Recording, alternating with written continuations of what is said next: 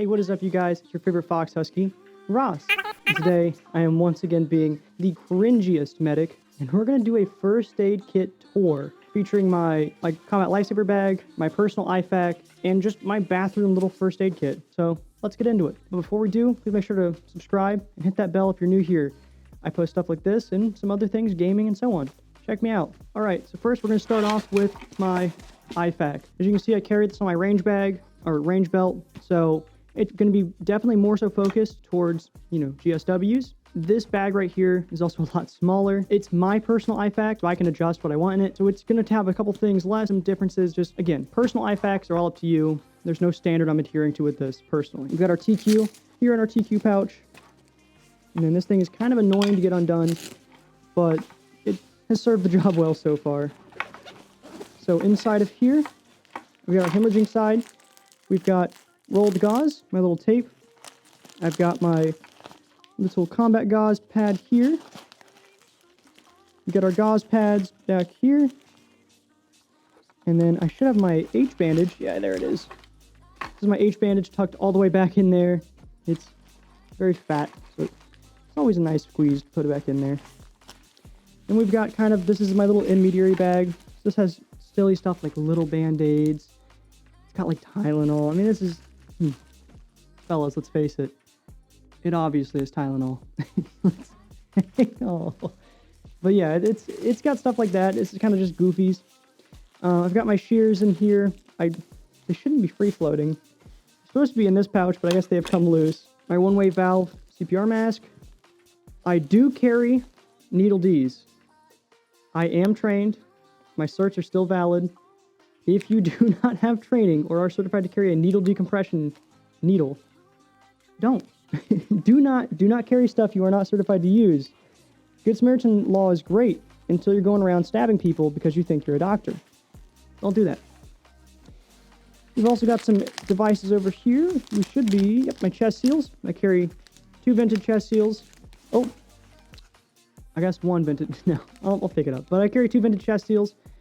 If you guys aren't familiar, you can also use the plastic bags they come in as kind of emergency chest seals. So in my eyes, I see just 4 chest seals secretly. So we'll put these bad boys back in a moment. And I also carry a nasal trumpet or a NPA, nasal pharyngeal airway with lubricant. I'm nice. Again, I wouldn't have it in here if I didn't want it to be used on me. Trust me. These are not pleasant, but I would much rather have an NPA inserted than to suffocate. So my personal IFAK will have these things because I would prefer it. Again, maybe not for everyone. I've heard of guys taking the needle Ds out of their IFAKs. I've heard of guys taking their NPAs out of their IFAKs. Depending on your organization, that's up to you, hopefully, unless your org is mandating what's in it, in which case, please don't do dumb stuff. Please listen to your org. Don't be taking apart your IFAK for vibes. But luckily, it's my personal one, so I can do whatever I want with this. This is not my organization's IFAK. And all the materials in here were purchased with my own money. They have not been acquired, funded, or in any way supported by any org. So, that is... Wow, if I can get this zipped. It's my personal IFAK. It also has a Velcro backing. I can actually tear it free of the battle belt. But I've got it as nice as I really want it right now. And I don't want to mess it up because I like the way it's at. I like how compact it is right now. We're moving on to my combat lifesaver bag. This bag is full of stuff that I've purchased with my own money. It has been heavily influenced by my organization. All the items in here are compliant with the Tactical Combat Casualty Care, COTC, so it's cat tourniquets, all good brands in here. Not very much, I think I've cheaped out on a light or two, but mostly the stuff in here has not been super cheap. So, let's get into it. I don't recommend that anyone really goes out and builds something like this. I've not used a single piece of it. I've carried this with me to every con. It sits in my car. I've never used it. I don't really plan to in a perfect world. This is a little extreme, but it tickles my brain. So let's get into it. enough yapping. So in the front here, we've got shears on a leash. If you've worked around the stuff, you know how fast it is to lose your shears. I've seen a lot of people put shears out on Molly, on their vests, or on their kits. And that's great, that's cute, but my shears are on a leash. I don't ever lose them. I've got my little multi-tool in here. Yes, it's a Gerber. How'd you know I was poor? Put that back in there. Inside here, this is kind of the weird pocket, because it's kind of where I put stuff that I would like, but doesn't exactly work super. It's not really required for a kit like this. So personally, I carry an emergency poncho. And you're like, Ross, why the hell do you care about rain in your combat lifesaver kit? If I have a victim and they are profusely bleeding or hemorrhaging, I do not have a pickle suit in here. I do not have a way to prevent hypothermia. But I got a poncho. I can wrap them in a layer of plastic, keep dirt, debris, and stuff off them. And it's a little less permeable than fabric, so it helps a little bit. I also carry a bunch of training guides. I don't know, I like to imagine, like you get these when you do like Heart Saver. Oh, you get these when you do Heart Saver. I like to imagine that maybe if someone found my kit and, you know, I was down or something, that somehow they could, I don't know, learn? I don't know. I would hope. I carry a little patient notepad. Not that I would ever really have time for it. For these. Oh, these are my decon wipes. These are fire wipes. They're little decon wipes. And then a pen. So if I'm having to pull out this in fursuit, I think something has gone terribly wrong, if that's the case. Alright. Here is the belly of the beast. As you can see, very similar layout to my IFAK. I like to organize in that way. Hemorrhaging, airway, and other, right? So hemorrhaging, I have 2 cat tourniquets. I've got gauze pads here, gauze rolls, some hand sanitizer. Always nice to have. Not that I'm worried about hand sanitizer. This is moved over to the hemorrhaging side. I'm not like, oh, major hemorrhaging. Let me, you know, no, I'm not worried. Not too worried about that. So inside of here, I got, this is my blanket. Oh, I did end up going out and buying an emergency blanket as well. So ideally I could throw this on, and as well as the poncho, and try to help reduce shock symptoms. Some more pads that I just keep a pile of, because I am a little hoarder. My other H bandage, and a little Band-Aid bag, because again, this is major hemorrhaging, but how many times have you been like, oh, I nicked myself at work, oh, I just need a Band-Aid. Like, it would be ridiculous if I only had the worst of the worst in here, and I couldn't do anything for little stuff. So I keep this in here. It's silly. You're probably gonna grill me in the comments, but that's me. This is how I organize it. This is my setup. So some more pads. I have a lot of pads. I need to like not hoard these as much. I should have. Here we go. Quick clot. So very similar to combat gauze, just different company. So these are, if you have not bought these before, these are like annoyingly expensive. And if you're not familiar with these are gauze, they're pieces of gauze that actually have a clotting agent applied to them, and they serve to help stop the bleed, and they're kind of like a base layer. So you're not going to really wrap these around, they're more of a base layer. Combat gauze comes in strands, so you can actually push it into the wound, whereas quick clot, as you can see, is more of a pad. So you can kind of play with that either way you want. I've also seen combat gauze that has a wire in it for x-rays. I carry quick clot in this. I carry combat gauze in my IFAK, because that is attached to a battle belt, more GSW focused. This is more broad, and it's also a little cheaper. A little cheaper at the time. You know, we're money's tight. You know how it is.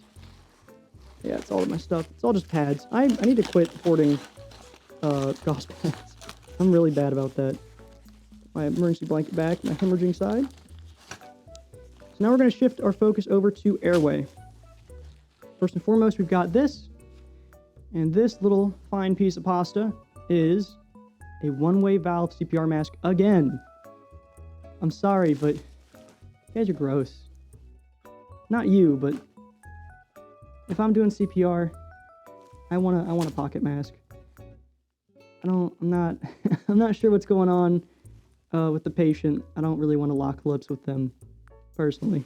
So I'm gonna carry a pocket mask.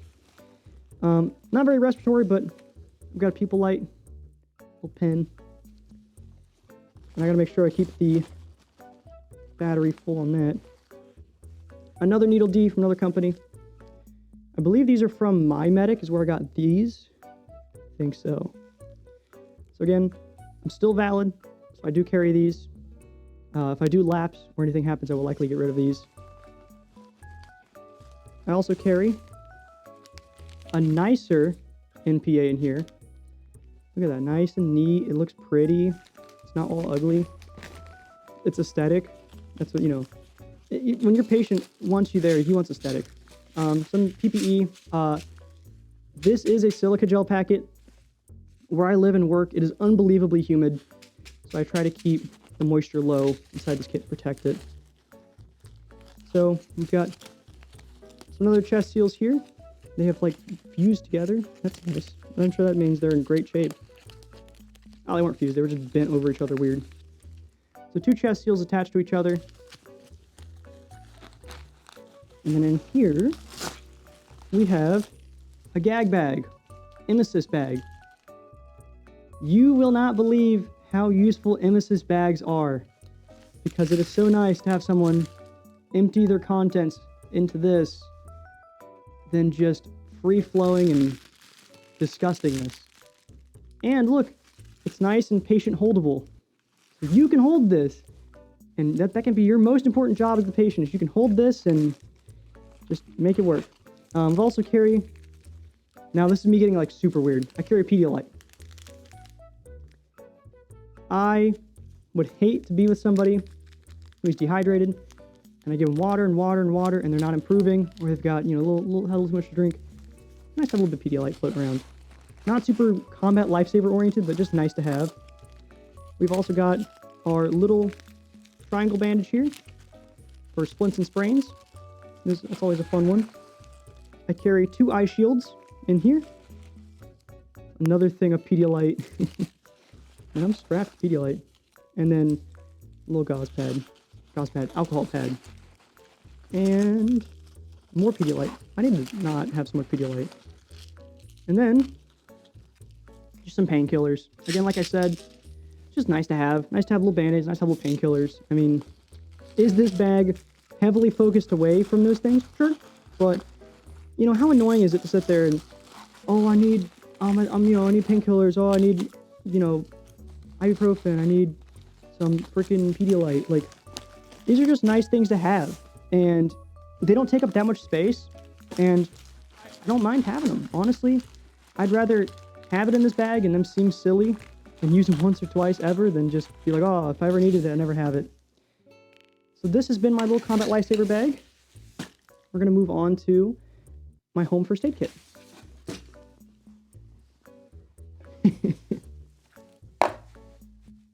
I know, it's massive.